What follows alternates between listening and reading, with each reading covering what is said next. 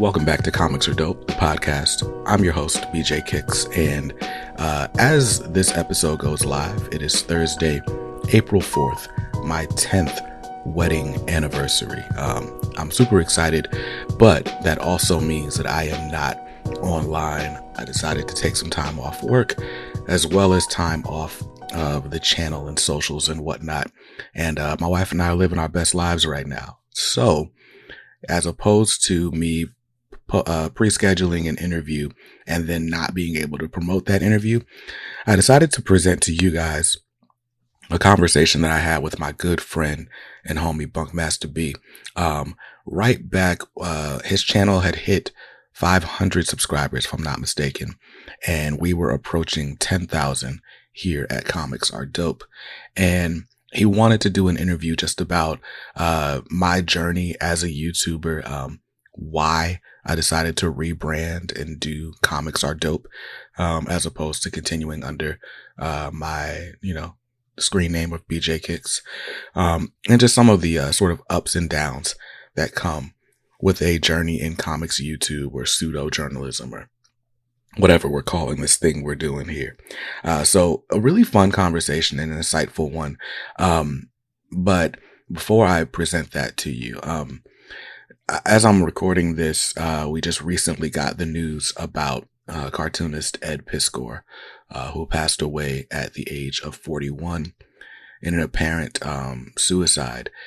There had been some pretty serious accusations leveled against Ed Piskor in recent weeks.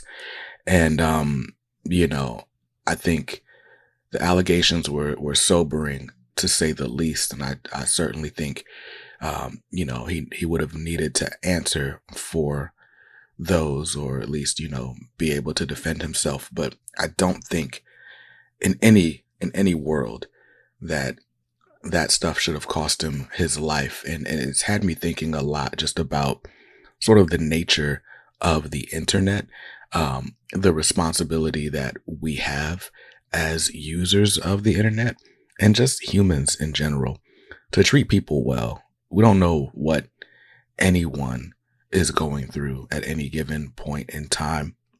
I don't know what, his alleged or potential victims must be feeling right now. I'm sure it's difficult, but I think this whole situation had been exacerbated by the fact that, there's hundreds of thousands of people ready and waiting with an internet connection to pile on in people's lowest moments. And, a lot of times we sort of look at all the things surrounding comics as, ironically, kayfabe. We're not aware of the real ramifications of our words and actions until something drastic happens. So out of this unfortunate situation, my prayer is that, we learn to love people, whether we agree with their viewpoints, whether we agree with their personality or lifestyle decisions or not. I think we've just got to do better. We've got to do better as just people. So I wanted to mention that to pay tribute to Ed Piskor, the artist. I only really interacted with his work through Hip Hop Family Tree. Ironically, he's influenced a lot by, underground comics and more sort of edgier style books that just honestly just don't sort of fit my wheelhouse. But the one intersection of our influences was his love for hip hop, and the Hip Hop Family Tree series is such an amazing book. So if that is the book that his legacy is sort of hung on, then that's an awesome thing to remember him by.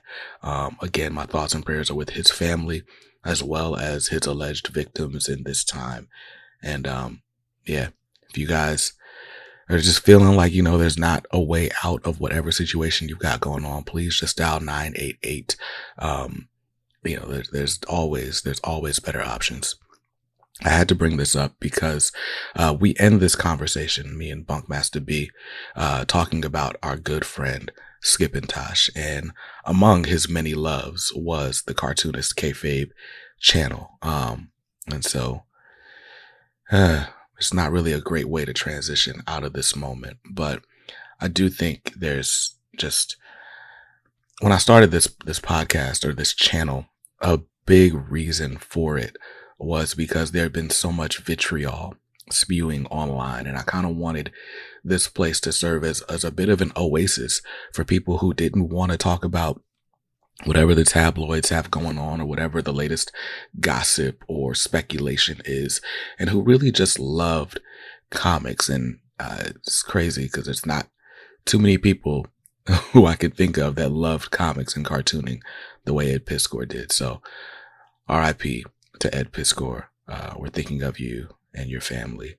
And let's have this conversation, Bunk. What it do, comic babies? I'm BunkmastaB, and today we're having a conversation. Now, normally I have a conversation with myself and you, just you. But now we're opening it up a little bit. I'd like to keep the mystery going, but you saw the title. You see him on screen right now. You already know who it is.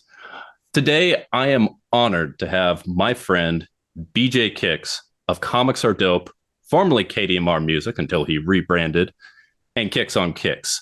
Between his 3 channels, the man has nearly, I believe at this point, is actually over 60,000 YouTube subscribers. He's got an affiliate link for every service under the planet. This man knows what's up on YouTube. Kicks, it's a pleasure. What up, baby? Thank you. That's a great introduction.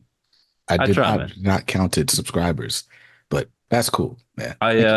Yeah. So you're just about to hit 10,000 on Comics Are Dope, formerly BJ Kicks. Yes. What are you now as KDMR Music Mastery? What Master Music Marketing?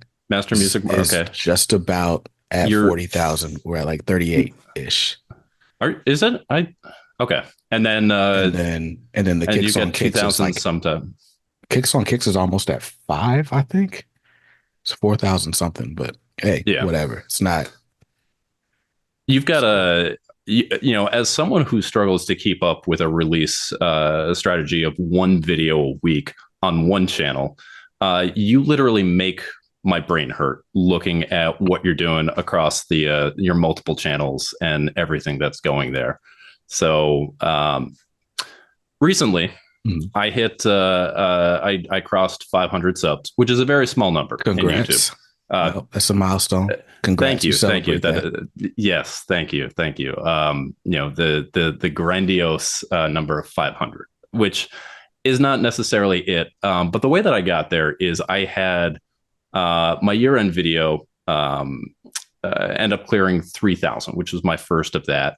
And which was very atypical. Like normally my videos, they get a few hundred here and there. I get some comments, and like that's, like I'm very comfortable with that. Like I'm someone who not only is bad at YouTube, but I'm like purposely bad at YouTube. Like I make videos about a niche hobby, comic books, and then of that niche hobby, I purposely choose topics that no one is searching for, that there's no relevance whatsoever. And like I'm very comfortable with what I'm doing there. Right.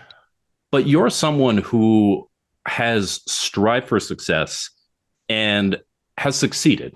And whatever metric you're looking for across your multiple ways, you are someone who knows YouTube. And the biggest thing is actually you have actually the whole time, I feel like you have been the most inside baseball of anybody on YouTube that I know. Every step along the way, you have been perfectly willing to pull back that curtain, to talk to new creators. And so that's what I kind of want to talk about today. Okay. I've been doing YouTube badly for about a year or so. You have been doing YouTube, again, across your 3 channels, 3 different subjects, real dang well for a while, different, lengths for each of them. And so I kind of wanted to get your take and just see about your different experience and kind of tell my people about YouTube. Okay. So Kicks, tell me everything there is about YouTube right now. Also, we are on a time budget, so I've only got about 60 seconds, but tell the people everything there is to know about YouTube. All right. I'll give you cliff notes, right? YouTube is a place where people go for entertainment or education, right? Usually one or the other. but often a combination of both. It's a search engine, it's a social media platform, um, and it's a way, it's like a TV network or a cable company with millions of TV networks with different advertisers. It's a lot of different things kind of smushed into one platform. And your success on YouTube is going to depend on your ability to understand which piece you are in that machine and what job is required of you in that moment.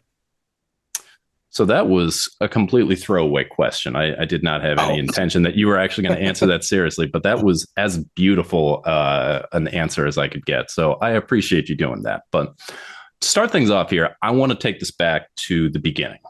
I want to take it back to the pre-Comics Are Dope day. Okay. When you were BJ Kicks at that point. And I mean, this is the scrappy young channel that was going out. You had just picked up House of Power or House of X #1. And you were like, dang, this is cool. I wonder if I can make money off this just talking about things I want to talk about.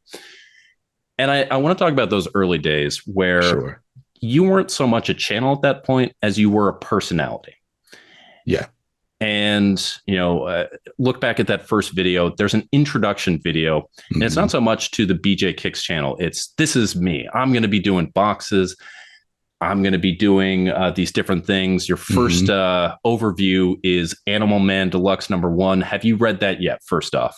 I read an issue. There it is. Grant Morrison's Animal Man, still unread. Keep that faith alive. But as someone who was with you back in those days, back then at that point, you were still, in the wrestling parlance, as our buddy Skip, rest in power, would say, you had the kayfabe going. In the unboxing videos, you would do a still from there where you would hold the stack of it and you had the silly Kicks face going, oh, right. You would be talking about Mystery Dave has done it again. Let's see what he's going. And over time, you've kind of pulled away from that.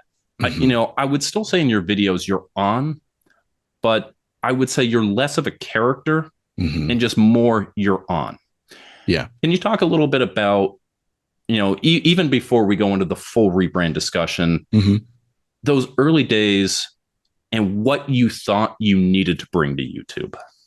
Sure. So those early days is not so much me playing a character as much as it was me being genuinely excited about this new hobby I had found. So I guess maybe to understand it, right? Like, I would say now, I wouldn't have said it then, but making YouTube videos is a hobby and it's a fun one. It's something I enjoy. I was a YouTuber before I was a comic fan, and becoming a comic fan changed the way I sort of looked at YouTube, because prior to, YouTube was my primary side hustle, and I'm using it to fuel a business, an online education business. And so I'm teaching creative people how to sell their creations. In this, channel, it was music. And I started reading comics in 2019, but I don't start the BJ Kicks channel until November 2020. So I've been, reading stuff about a year and some change. But anyway, when I started the BJ Kicks channel, it was because I was bored isn't the word. I was just jaded with my main channel at the time. And so I just got tired of, for one, we were in the middle of the pandemic, and the trajectory of that old channel was I had written a book in 2019. I launched a book. Maybe it was 2018. Either way, I launched an ebook about music marketing and launched an online course. And in 2020, my big plan was to actually flesh out that book into something I could do like a hardcover release of and do like a huge launch in 2020. So I'd been working toward that big launch. And then the pandemic hit and the live music industry shut down, and honestly hasn't really come back. It's kind of been replaced with all these festivals, but that's a whole different conversation. Really? What happened in 2020 that live music went away?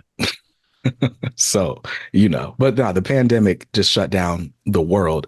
And and so as the pandemic shut down the world, it felt really icky to get on YouTube like, hey, here's 5 ways to make money with your music, knowing that the conventional wisdom for independent musicians at the time was, hey, sell enough music in a local market to where you can play shows and you'll make most of your money on your booking fees and, merchandise and stuff like that. So if you wipe out all of that, then now I'm selling a product to musicians who likely won't make that money back quickly enough for it to make a good difference for them. So I was like, all right, I'll just put that on pause. And in the meantime, I will just start up a channel where I can just kind of let my hair down, so to speak, and just talk about whatever my hobbies are. And so I named the channel after myself. BJ Kicks is just an old screen name I've had forever. Um, but I named it after myself because it was just about me and my hobbies. And so I was knee deep in comics at the time, or maybe ankle deep, about to really dive in. But I was also like, I've been a musician, so I was getting back into beat making. And so the channel was supposed to be about both of those things. But what you ended up seeing on the channel was in real time, me sort of falling in love deeper with comics. And so I'm buying these hardcovers and doing these hauls and stuff like that.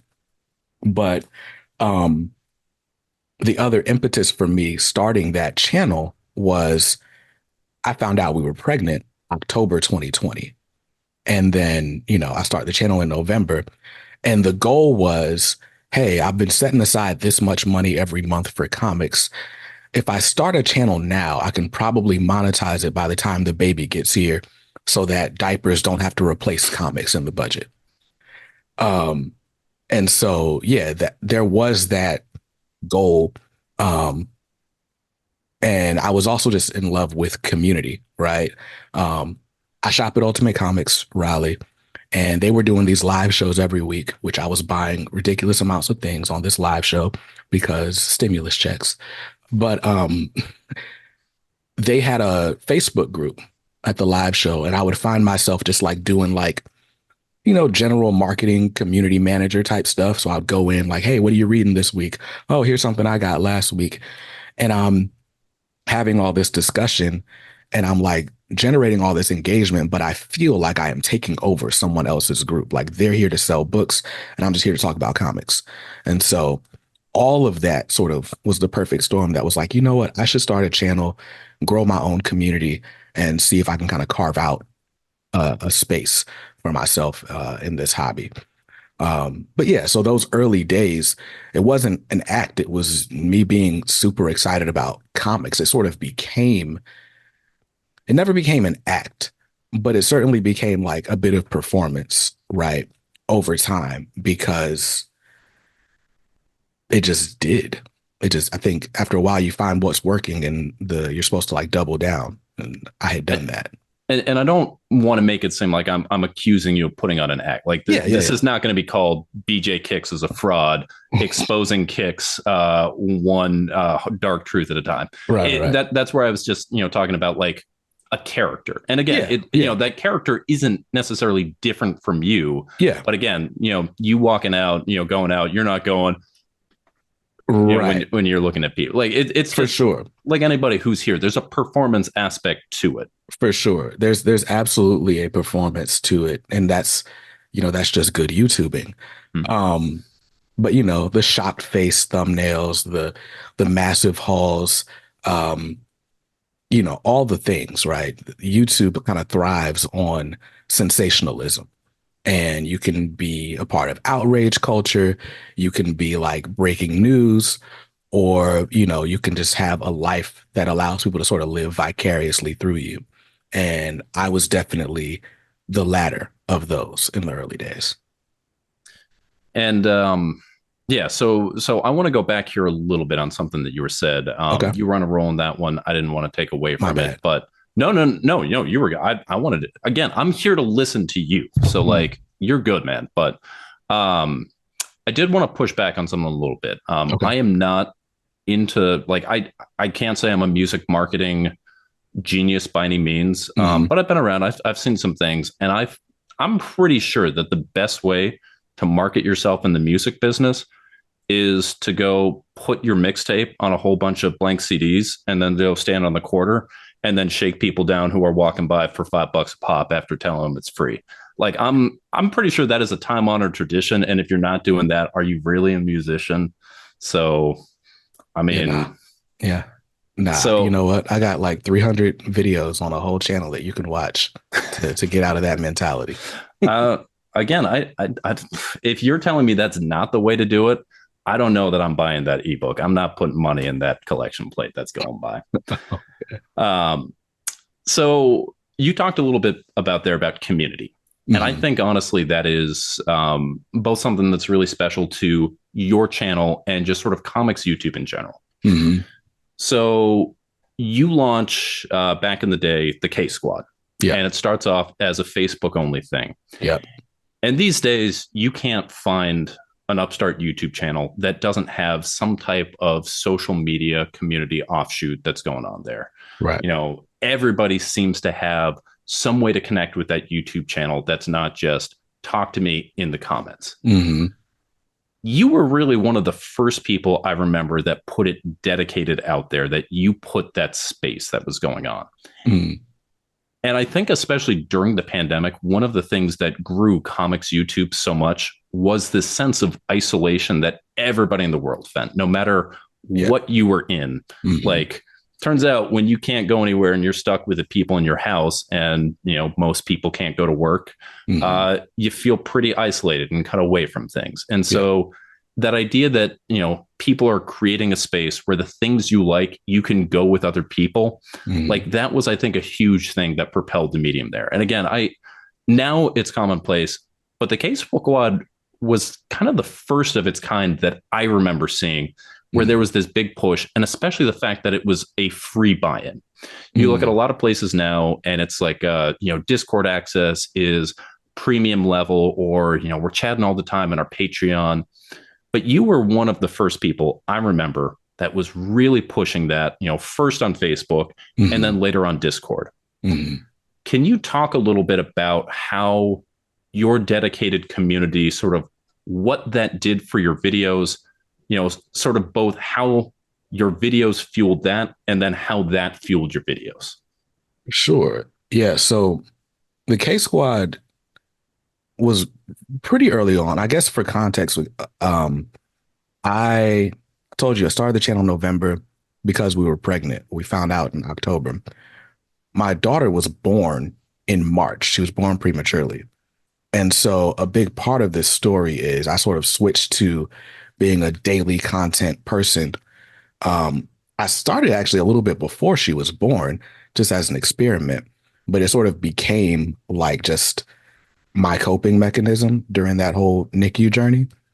And so for like 3, 4 months, my goal was I want to put a video out at the same time every day. So I would do these premieres.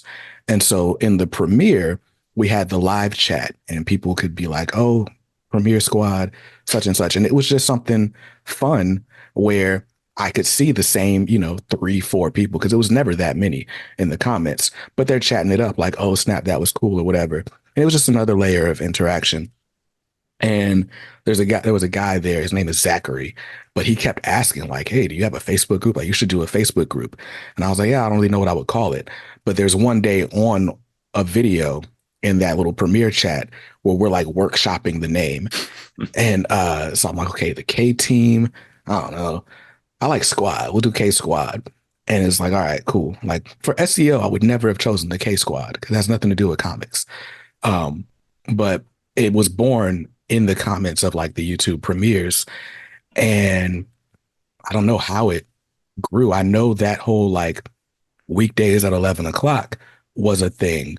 Um, but I think once people started joining, and again, because, I was already active in some online communities, like once they found out I had a community, it was like, all right, cool. So there were a bunch of people from the Ultimate Comics live show that had joined in, or people that were buying on the live show. They were the first people that joined the group. And then it grew from YouTube because I put it in the description of everything. Um, but what I will say is the community has been like the driving force of the channel from almost day one. And so there's definitely a bit of motivation that comes from like knowing there are specific people that are sort of waiting for, expecting a video from you. Um, and I guess now I still enjoy that conversation. You see, I'm active in the Discord. I'm not as active on Facebook only because Facebook doesn't allow you to sort of categorize the conversation or organize conversation in the groups, and they suppress a lot of stuff, so I don't even see it a lot of times. But yeah, that conversation is the reason I joined YouTube in the first place. So how does then, so you talk about just sort of, the conversation that, first started in those ultimate live chats and then you sort of, took on your own. Where does that sort of community that you've built outside of YouTube, how does that show up back into YouTube? How do you take the energy and kind of what people are saying in your dedicated space outside of YouTube? And what does that do to the videos that you're putting out? I mean, I don't know because it's not something I really think about consciously, right? Like I'm having a conversation. It's like this living, breathing thing. And I mean, like, for example, we have inside jokes and we talk to each other in the videos, right? And it's like no one else gets that hot dog emoji. But because we had the conversation, because it's come up more than once, now we just play with it, right? And I have things like that with a lot of the people in the community. Like I know if there's a G.I. Joe book coming out, my man Trey from Apex is gonna jump all over it, right? And because I know that, like it just comes up, and it's because my community I do view as like just sort of friends. Like I guess there's such thing as extended friends, like you have extended family, right? That's how I view it. And so the energy from the community, because I naturally just kind of like I'm an introvert, but I do enjoy people, just not like in my space. So so being in community allows me to like sort of display extroverted tendencies and show that I care about people and what they're saying and stuff. And so I like throwing those Easter eggs into the content. And it just becomes, just feeds each other. By the way, speaking of that hot dog emoji, I don't know if you actually watched my con video, but at the very, very end of it, I did throw you a little shout out right there. No, I saw. That's why I commented with the emoji. See, I would have been perfectly acceptable if you had just clicked on it and been like hot dog emoji. I'm not actually going to watch it. I don't got time to watch YouTube, and just like had that going. Like, either way, I would have been fine with that. But I was like, I got to get this going. In fact, actually, I gave you a call out. I want to say it was on my 10 grand video. And in that, I was like, this is not a Kicks book. Click away. One of them and on I that. clicked away. and I had like some people in the comments being like, I'm so confused. What's a Kicks book? What's a Kicks? Why should a Kicks click away? And it was just like, nice. I'm big enough that like I'm attracting people that had no idea what a Kicks is. Like I have some degree of made it when I'm not just poaching your fans and just being like, hey, some of you come over here. I got some candy over here. Right. That's how I feel anytime I join Omar's live chat and people are like, who is that guy? Well, see, that's where I have super like, Pied Piper syndrome, because again, like I started like as just the mod on YouTube and then the mod on Discord. And then it was just like, I also occasionally made videos. In fact, literally, it's funny. My channel exists because of JP. So you actually, you probably remember this because you did a video years ago when Organic Price Books which, by the way, if you are looking to shop for any collected graphic novels, you can use the code BJKicks at checkout for 1 to 3 books and save $2 off your order. Or if you're buying 4 books or more, you can use the code BJKicks, ship it together, save 5% off your whole order. Check it out now. But pretty good ad read. Hey, yeah, it's what I do. But JP was having a contest where it was make your own ad for organic price books, and the winner gets $500 of OPB credit. And I've never made a video in my life at this point, but I've got a background in voiceover, in just voice work, and I'm like, it's probably not enough. I don't know what I'm doing. And then like a week goes by, and he puts an update, and he's like, there's about a week left. Just a heads up, we've gotten very few submissions to this, so you got a real good shot of winning it. And I'm like, well, shoot, man, like I can do a night of work in the and just like basically just like rest off my voice and maybe win $500 for something. Right. So I tried, and it didn't happen, but it was still like, it was fun. Like, again, I haven't worked in voiceover since I was on the East Coast. Yeah. But I do that. Say, the guy that won Off My Shelves absolutely deserved it. Oh, 100%. That was a great one. It was great. Yeah, he orders from not in stock trades, but it's in stock trades, and it's in stock, and then he like grows the whole beard, and he like becomes a skeleton, and then he finally gets it, and it like punches him in the face, and it's like, we hate you, and then he orders from Organic Price Books and gives him a hug. Yeah, absolutely. Right.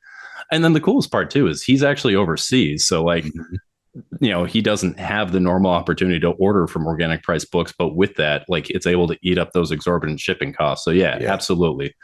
Shout out to Off My Shelves. If you're watching, you're a real one. But so like that's where I like dip my foot in. And then you talked about those Ultimate Comics live shows where you were kind of wilding out on those. That was me on the Organic Price Books Whatnot streams, where I was going a little crazy back in the day, and one of them, I don't even know how much it was, but it was like more than a 50-pound shipment of books. It was some ridiculous amount, and they were all like super discounted, so it like felt good. And like JP literally sent me a DM and was like, I'm going to need you to film an unboxing on this. I got to beat IST. And so I was like, well, shoot, I just like made this other video. I could do this. And so like, started doing that, just kind of getting the Hobbit. And then like, I kind of got out of it. And then Omar, for his year-end video, because I was one of the moderators, he's like, hey man, you make comic videos, right? And I was like, I guess you could say that. And he was like, yeah, you want to be part of the year-end? And I was like, well, shoot, I guess so. And then all along the way too, you were actually a part of what pushed that too, because I was writing for comicsaredope.com at that point. And my first article that I did, I got the author like retweeted and was super cool with that. So yeah, like actually, you're part of my YouTube origin story, and I'm so sorry for that, man. Like I'm sorry, awesome, I'm part of that legacy. Man. Proud of you.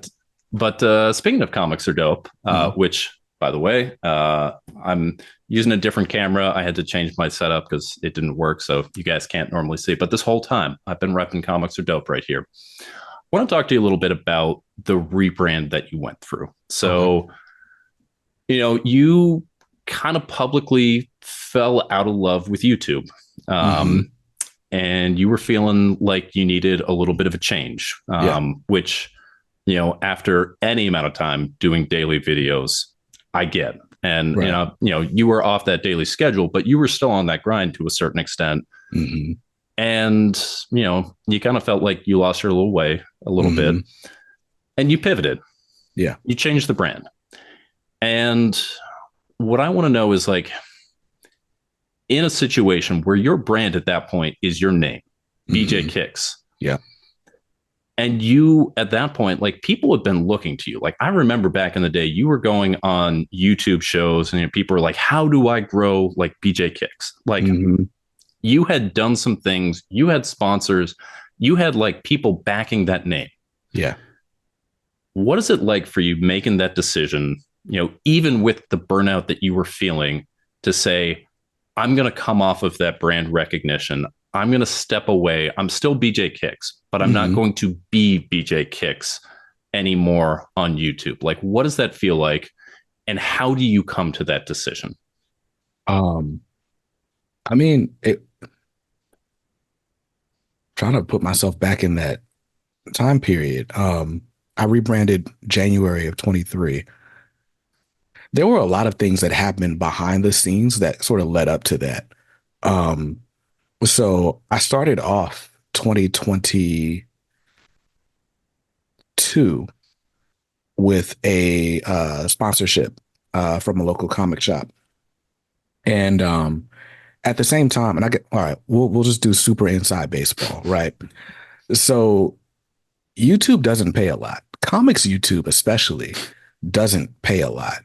And the way I was funding my YouTube channel was basically just with the spoils from my other YouTube channels. So it was like, all right, as long as I break even, I don't mind. I'll make that sacrifice because I was disenchanted with the music channel. And so the idea was, well, if I can make the comic channel bring in as much income as the music channel, then I'll just stop making music marketing videos. And I'll just go all in on comics or whatever. But the economics just don't quite work that way. Like comics YouTube is just such a small pie. Um, and so 2022 was me kind of slowly realizing this isn't sustainable in the way that I had envisioned it being. I can put a video out on Comics Are Dope every day or BJ Kicks every day, and I'm still going to make like a third of what I'm making elsewhere. So, but I was lucky in that from almost the beginning, I've had sponsors on the channel that became Comics Are Dope. Um, my first sponsor, I hadn't even hit 1,000 subscribers yet when Mystery Dave reached out, and Got I to pull guess that lucky ducky. yeah, no, I one advantage I had earlier on was that I, no offense, I was on YouTube at a time where like everybody had webcam setups and I was using my DSLR, right? So my video quality was, it stood out. And because I was like 500 YouTube videos in at the time, I had a more polished presence on camera, even though I was a, quote unquote newcomer. And so I think that helped as far as securing sponsorships or having people feel comfortable saying, hey, can you like hold up our banner and, we'll either send you free product or give you a little bit of money. Um, and that's where the daily content came from because Mystery Dave was like, hey, I'm going to need a video every week as part of this deal. And so I can't remember if I did like 1 or 2 videos a week for them, but it was like, well, if I have this one video for Mystery Dave and I have the pull list video, that only leaves me with one other video about like unboxing or anything else I wanted to do. And so, because that was initially my goal was 3 videos a week. But once I got a sponsor, I was like, okay, well, I might as well do as many as I can. So anyway, the economics of having the sponsors didn't make sense, or the one sponsorship I had to start 2022, it just fell through. It didn't expand in the way that we thought it would. Um, so I'm already dealing with, all right, that's an actual recurring revenue stream that's out. Um, and then at the same time, the economy had started to finally put the squeeze on my other business, like marketing for small businesses. There was just less money going around. And what I was faced with was, well, if my brand is unboxing and I don't have money to buy things, then I can't unbox things. And so then it was like, all right, well, I'll unbox what I can or whatever it was. And I was basically kind of running the channel on whatever affiliate revenue I could make from places without any sort of like guarantee of a monthly income. And so that was stressful financially, it just emotionally stressful. But at the same time, I was like, I don't just want to be an unboxing guy anyway. And so it was kind of two birds with one stone. Like I wanted to because when I was looking at the channel, like I didn't like enjoy my videos. I didn't feel like they had a lot of replay value. Um, and I wanted to be able to be a resource on YouTube. I didn't want to be like full education, but I wanted to make content that you can watch over and over again or come back to or discover if you're a newcomer or whatever it is. So, yeah, that decision, it wasn't a hard decision to change because I felt the change coming for like a year. But for me, the decision to rebrand while also changing the content, that was just so that I stuck to it. Like it was me committing to the change. Because if I felt like as long as I kept the name, I could bring back the personality at any time and it wouldn't be off brand. And I kind of wanted to just bury the personality. All right. All right. I feel that. So there's a lot to touch on right there. But the first thing that I guess I want to look at is, you talked about sort of the then and now of it, the sort of what your goals were then, as far as sort of income replacement. I know, you talked pretty openly, quite a bit about how you looked and you had hoped, at some point that you could, use the channel to kind of be an income replacement for your full-time job. And like, there was a growth mindset that has to come with that. Like if you are looking for something to do there, like, you can't take an approach like I do, where it's like, I'll maybe put a video up every week and maybe, 100 people will look at it. It's like, you got to have those sponsorship. You got to have those things going out.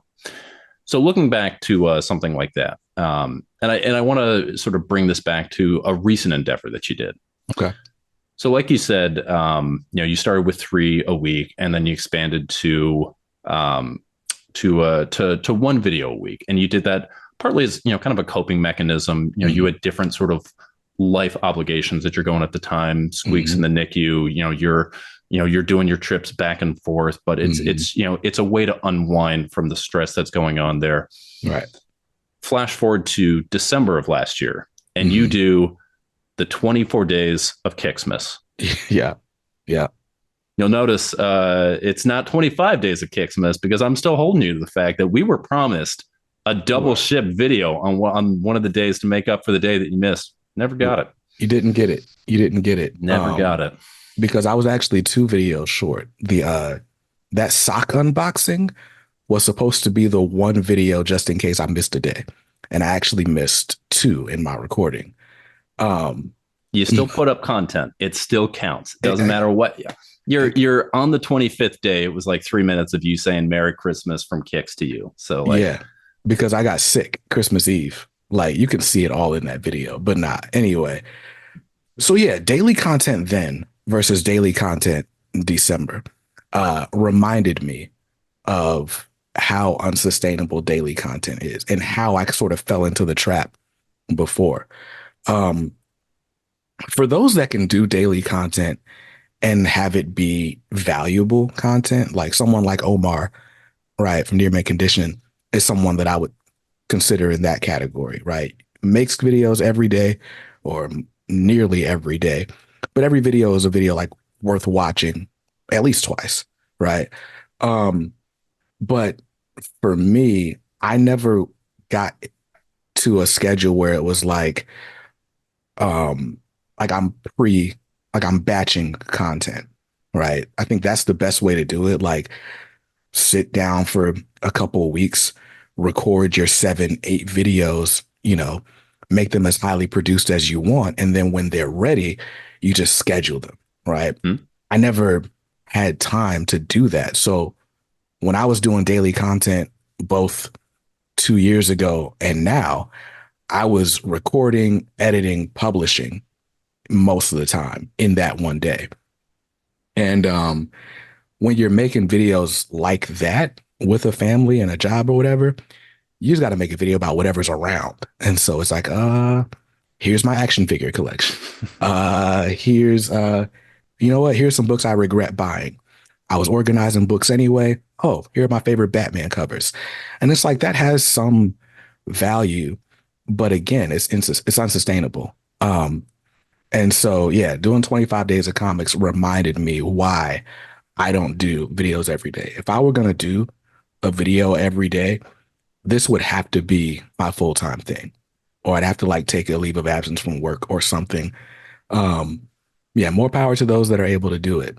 But I remember now why the content back then was so shallow.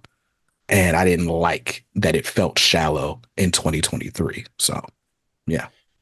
Yeah, I mean, I get that. Like one of my big driving things with my videos, and again, like I would still say like my videos are low quality. I look, every time I look back at like a previous era of like bunk videos, I'm like, ooh, that is a bad video. Like that is not worth watching. But like when I'm making them, my mindset is like, if I wouldn't watch this, like why would I publish this? Why would I put that out there?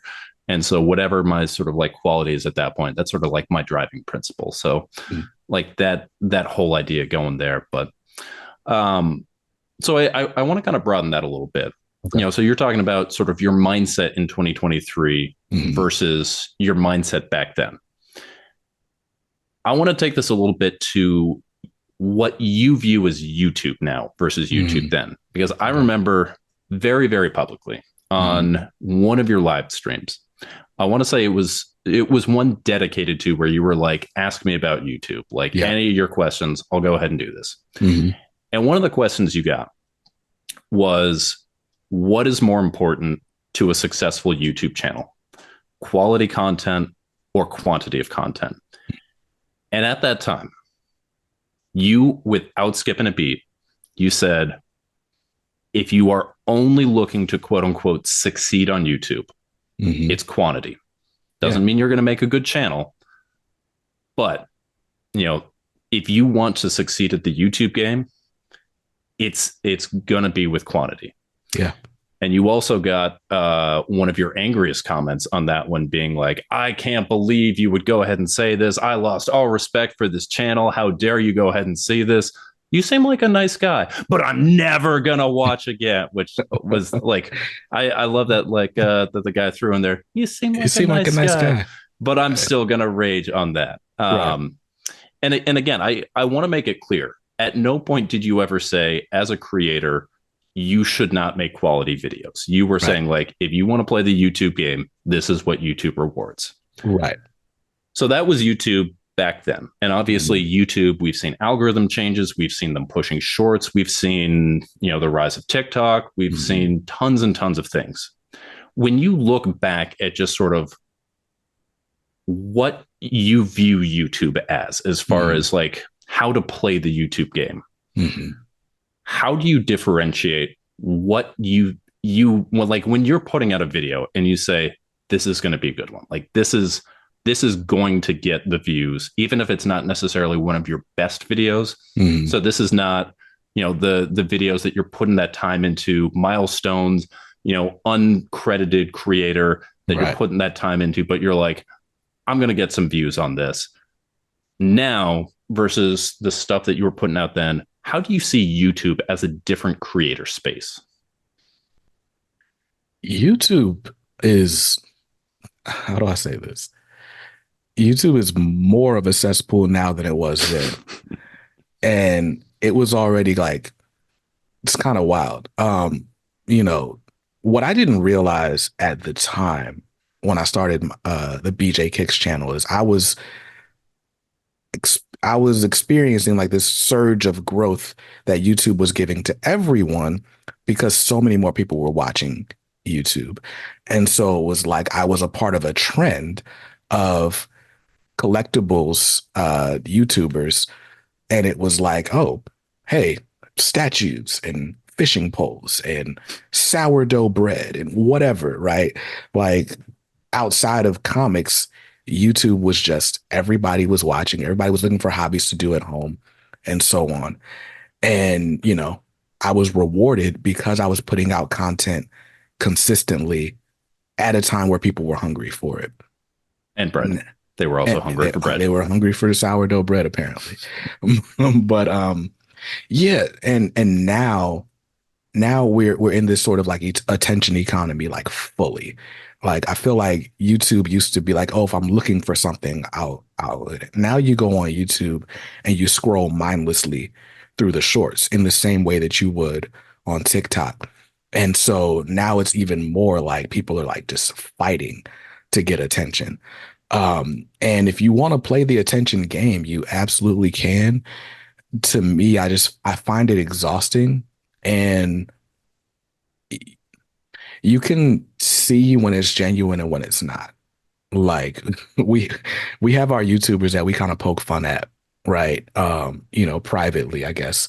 But it's like you can tell when somebody's just kind of mailing it in or like doing something in hopes that it's going to get the views. Now, as far as what gets the views now versus then, it's still the same thing, right? It's sensationalism. So if I can be angry at something, if I can be wowed by something, or if I can be inspired by something in mass, then you're probably going to do well. So uh, I'm going to do a January haul video just because there's actually a theme, and the theme is just filling gaps in my collection. If I, I'm already getting mad about that just as like my YouTube response to that, just so yeah, that I can get those views. yeah, Can you believe the gaps that Kicks is filling? right. So it's like if I do Oh, this make the face. in the Please make thumbnail, the face. You're holding that up. if Yes. I do that, it's going to get But no, views. you gotta If I keep do it, holding that. if I do it like this, though, Yeah, that surprise factor. Yeah.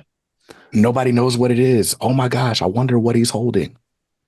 So would by the can you flip that around for the spines one more time? Because Oh, I this saw IDW TMNT collection. Is that number one? That's that I is thought that was volume red. 15. That's fit. Okay, because it was That red. yes. Uh, Under the Red Hood Deluxe, I think. Uh-huh. Rorschach by now they're Rorschach by Tom King. Did you pick that up from Ollie's? I did. Yep. Yep. I did. Now, were you able to find the absolute Wonder Woman by Cliff Chang and Brian Azzarello? I saw a copy and You I passed on it, and I did pass because I thumbed through it. I bro. love Cliff Chang's art. Mm-hmm. Am I gonna read Brian Azzarello? Like I don't read Wonder Woman as it is. Am I gonna read Brian Azzarello's like darker Wonder That's Woman? a good call. Yeah, Azzarello's not a Kicks writer, but I mean, Cliff Chang's worth it for the art alone, man. No, the art was beautiful. That like But Cliff Chang drawing like Greek mythology, like in modern day, like it's worth it. yeah. And then you got Up in the Sky, which I I respect your take on it, but I fully Mhm. disagree Oh, with really? that. Like, yeah, like, and which I mean, again, I don't want to make this too much about like getting in Mhm. on that, but it like it's a taste thing. Like, I think there is absolutely a place that should be celebrated for the anthology story today that does Mhm. not like that tells an isolated standalone story that can exist in its own space without directly leading on to another one. Mhm. Big fan of Ice Cream Man. Up in the Sky, I thought was this beautiful story where it was like, I'm going to tell 12 independent stories about why Superman is great that'll Mhm. ultimately lead to this other thing. But like, there's not a cohesive through line that you're going to see this point connect to this point. That's funny because your criticism of it is the same as my criticism of it. I just think you scored it lower because of the same criticism. No, I'm saying like I don't think it needs to have those through. I'm identifying an aspect Oh, of the got you, got book, you. Okay, but I'm saying that like I'm someone that doesn't need to see that through line. I can enjoy a got it, story in the isolate where I'm that's where I was saying like Ice Cream got Man. it. I love that story. I love that I can pick that up and know that in 22 pages I can get a complete story that may have a connection to something else and it may Yeah, not, and I can still like zip through those. yeah. I think I don't know for whatever reason, and we don't have to do this, but Yeah. Up in the Sky just suffers from the format in a way that its counterpart, Batman Universe, doesn't, even though they were told in the same format, which is weird to me. I don't want this to become an Up in the Sky, cast at this point. Yeah. But I want to say that, like, just as far as the format, Mhm. Batman Universe has more of that through line. So it's a bunch of Mhm. standalone stories, Yeah. but it's Batman's adventures through time, and Yeah. so you get to see a little bit more of that. So it's going to be a standalone story of him in this age. Yeah. And then that ends and whoa, I'm going through time. And you flip the page and it's him doing the same thing in a different era. Time. What character is he going to see there? So you Mm. get a little bit more of that through line. It's still an anthology, but it tricks you into thinking that it's not. Right. Whereas Up in the Sky is absolutely 12 individual stories that have a beginning. They don't have a middle because it's all the middle, and they have an end. Yeah. And I think if they can be successful with those stories, I like a format like that. And some people don't. Didn't kick with you. That's cool. I'm cool with that. I gave it an 8 or something like that. You gave it like a begrudging 8. You gave it an 8 because other people like it. I gave it because I'm comparing it to Superman stories of its time. It's still at the top of the last 5 years, but it's not like it's a level below a lot of the top stuff of the last 20 to me. But I'm the new Superman fan in the group. Let's talk about it. No, what? No. I'm telling you right now, get off of that imposter syndrome. Kix, you've been reading since 2019. You don't get to play imposter syndrome anymore. You are a comic fan. Your opinions are valid. I just call everybody out on their opinions, but you don't get to like hand wash it away. I'm that new fan. You've got valid opinions. Don't be mean to my friend Brandon. Listen, that's just my way of saying, hey, you know, everybody's got their own opinion. Yeah. It's cool. So, so yeah, if I do that face and hold up the stack of books, that's gonna get views for at least 3 days, and then it'll slowly taper off, right? If I do a top 10 stories of the year, that'll get views for a couple weeks until people start caring about the next year. If I do, I don't know, top 10 Batman stories all time, that'll get a few views early on, and it'll have like a longer tail because people care about Batman. People aren't plugged into weekly comics, but they're always looking to figure out, like, hey, how do I get into this? And so top 10 Batman stories is a great place to find maybe your entry point. And so that'll just keep getting views, you know, in the same way that, I don't know, best digital comics apps is going to get views. And what is the best digital comic app? My favorite digital comics app is Hoopla. Oh, that's fascinating. I've heard good things about that one. I think if it weren't for loading errors, DC Infinite might be the best. Like, just as far as how the platform works, Omnibus, which is a newcomer, is a really good one. It's slick, it's quick. The pages are the images are like high quality in ways that they're not when you stream on Marvel Unlimited or DC Infinite or anywhere else, basically. But they don't have big two comics, and so they're not all in one solution. So they get a knock for that. So it's called Omnibus? It's called Omnibus. They are an iPad. They were iPad only. They now have a web reader. But they're supposed to be coming to iPhone and Android soon. I was going to say I'm not on iOS, so I don't know that I can interact with that. But not having Big Two is not a big knock for me. Like that's not a barrier to entry. So I'm into that. I'll check that out. But anyway, first off, I want to thank you so much for your time. We're both husbands with families, with kids. Yeah, finding time to do this.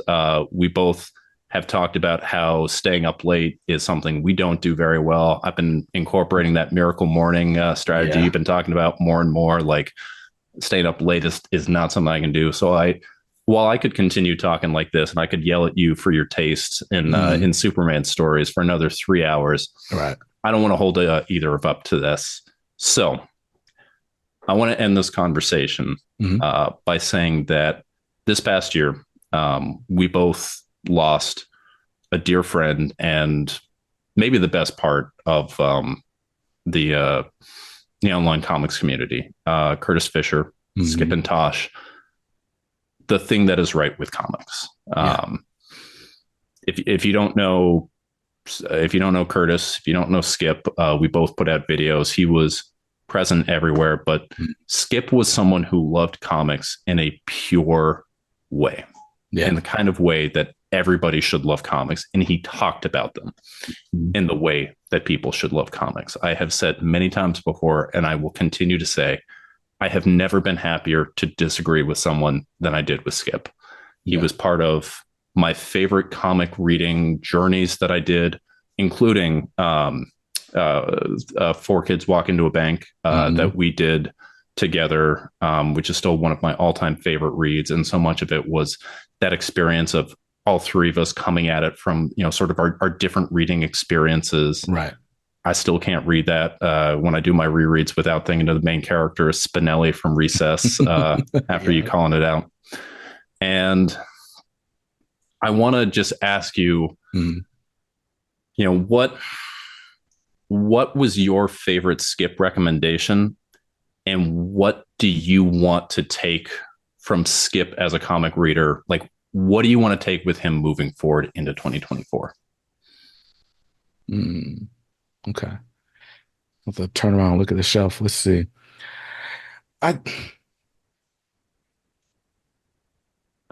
Four Kids Walk Into a Bank is probably my favorite reading experience for the same reason, right? We all read it together. We all took different things away from it. The discussion was fun. And it's honestly up there. I probably like it most objectively out of all the stories I've read that Skip recommended. The other one that comes to mind is Reckless, just because he beat the drum for it so hard. Like Skip mailed me. I bought some Black Panther books off him. And when he sent them with this Reckless coaster that I didn't even realize was in the box. Like somehow it fell out when I was doing the unboxing. And then I found it on the floor and I was like, what is this? And he's like, oh yeah, you found it. Great. So like he was always trying to get me to try out Brubaker and Phillips. Brubaker and Phillips kind of, they teeter on the edge of my PG to PG-13 sensibilities, right? So Reckless I enjoyed, but Reckless is like not really a Kicks book. Four Kids Walk Into a Bank though, it's probably my favorite Skip recommendation. But Skip has given so many recommendations that I'm kind of just going through. Dang. So Do a Power Bomb was technically a Skip recommendation. That might be the top of the list. But I mean, that was like half the dope fiends telling me about that. They were all telling me that. And then the last one was Murder Falcon. Skip asked me to read Murder Falcon right before he got his diagnosis. Yeah. Which that one's tough. I still don't own it physically because I don't know if I want to. Like I do, but I don't. I've had the deluxe edition sitting in my eBay cart for like a minute. Bro, this book, it's a beautiful book. The story is amazing. It's that book. It's like $30. Yeah, it's less than that most places. Mm-hmm. But the tandem of Murder Falcon and Do a Power Bomb made me a Daniel Warren Johnson fan. Like I'll pretty much check out anything he does at this point, sight unseen. But yeah, there's just something emotional that's like I just need to get over it and buy the book. Something about it's just gonna make it feel super final. But anyway, all that to say, what I would take away from Skip and what I would try to keep going with his legacy is that excitement. Skip and I, we started the Comics Are Dope podcast together. As much as I tried to like keep it isolated and keep it my thing, just because I didn't have a way to like repay him for all the effort he was trying to put into it. But it very much only started because he was like, hey, let's do it. And he's lining up guests and all this stuff. Anyway, my favorite memories of Skip are us recording those episodes of that podcast. And I didn't even do most of them on video, or like at least not public facing, but I have all the videos and the excitement just oozes out of that man. Even in the last conversation we had on video where he's physically like or visibly ill. And it's like when he's on, but when there's a break, like it's heartbreaking to watch. And that episode took forever for me to edit, but the excitement, like he just could not help himself. And I think that is the key to understanding who he was and what he meant to the community. Like there were so many people after he passed that had stories of like, yeah, he helped me with my audio, or, he sent me this book or that book, or he turned me on to this creator. And it was just because he was excited about comics. And when I think about that, I can see why he was attracted to, the community that we had built. Because for as much as, I'm playing up personality on YouTube, I was excited too. And so that's the thing that we sort of had in common.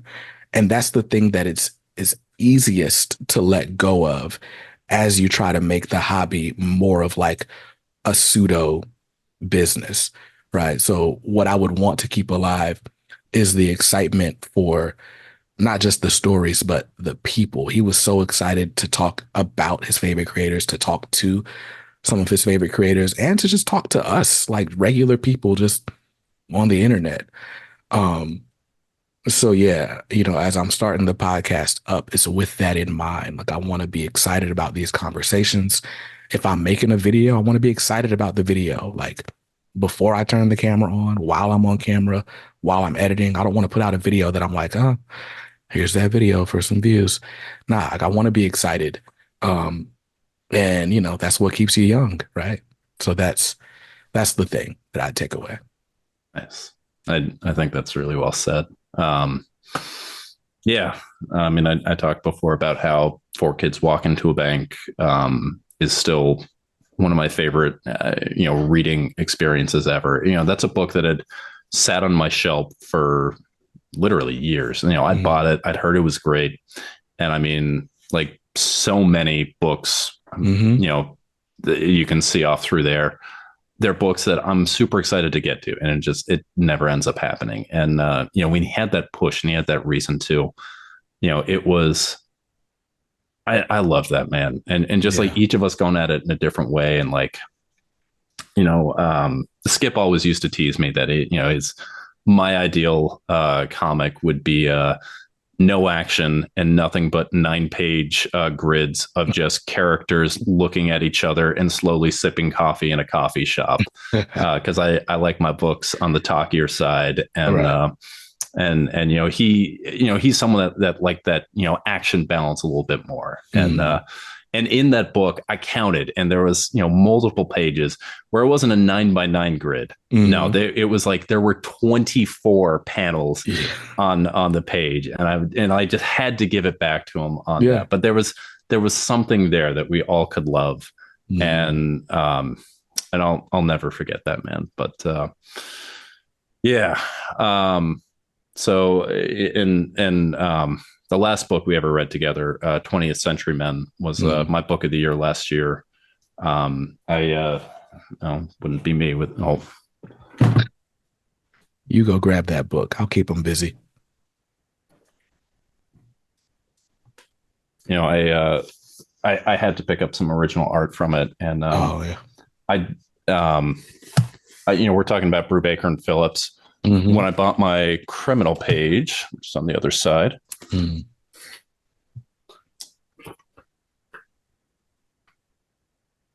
Skip was the one that I was bouncing ideas off of. I was like, hey, I got, these are the ones that are here. We're talking about criminal stories. And honestly, like more than the page itself, it was just like going through those with him, talking about the emotional impact, what each of them was.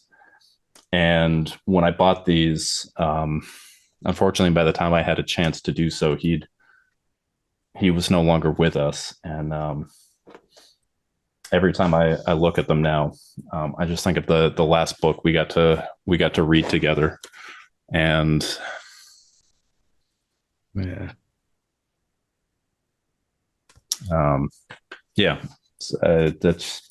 that's a special book. But what I would just say is sort of, for me going forward, is going back to that idea of there's no one I'd rather disagree with. Part of it is, I think, I play a little bit of a character where, I come off like a little bit elitist, kind of like we were doing with the Superman Up in the Sky. Like I want people to love the comics that they do, but like I'm gonna throw like some jabs in there. So like you didn't love the book I did, and just like, oh, why not? Like do that. But ultimately, I want people to love comics, and I don't want us all to love the same comics. I want there to be comics out there for everybody, and I love to be able to disagree with people, but respectfully disagree. And I think way too much of sort of discourse now is people disagreeing and not listening to the other people, but just waiting for your chance to say why the other person is wrong. And for me, I will always think back to Human Target #5. Human Target was a book written by Tom King, one of my favorite writers, one of his least favorite writers. And he stuck with me through there. I love that issue. It was a very talky issue. And it featured one of his favorite characters, the Martian Manhunter. And he really felt that Tom King did Martian Manhunter dirty. And he kind of laid out what he, how he felt. And I got that. And I kind of took that in and I let him know, like, I get that. I see it differently than you. And we kind of went back and forth, not saying why the other person was wrong, but sharing our experiences, seeing how that person like did it, kind of informing, well, that thing that you saw this way, I saw it here. And at the end of our conversation, I have said this many times, and I will continue to say it because I think it is the most beautiful sentiment in all of comics when you actually, not just comics, but in disagreement.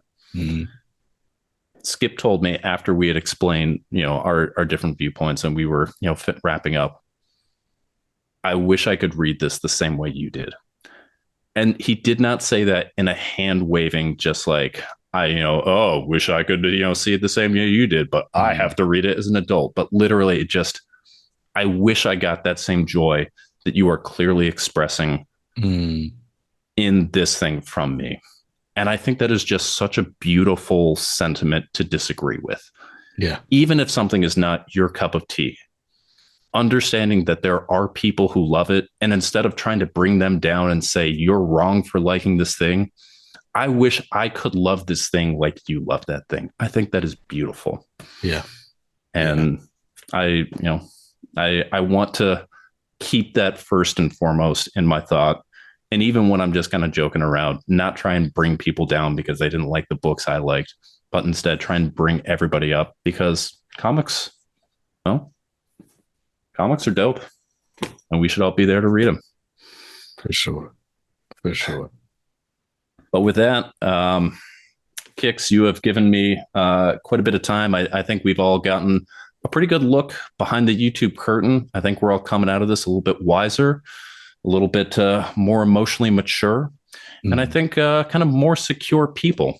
And so I want to thank you for your time coming on here. Tell the people where they can find you, make the plugs, tell them the codes to use. So before I do any of that, right, just parting advice, because listen, us YouTubers, we gotta stick together. We're a family, right? I'm not a YouTuber. I am 100. I'm a guy that makes a few videos. I am not a YouTuber. You've got like 20 videos out. You're at least, right, you're a YouTuber. So make videos you want to see. Stop looking at your analytics. And then do it again. That's really it. That's it for YouTube. If you're trying to make it a career, maybe I don't have advice for you because YouTube's not my career. I still work at Big Mega Ultra Pharma Care, right?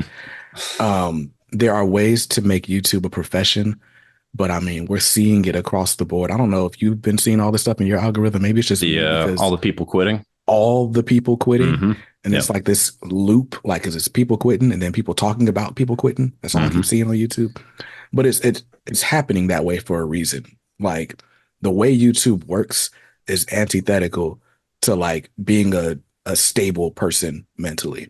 So don't let it run your brain. Make what you want to see. Enjoy the people who enjoy your content. Hang out with people. Go outside, touch grass. Have a good day.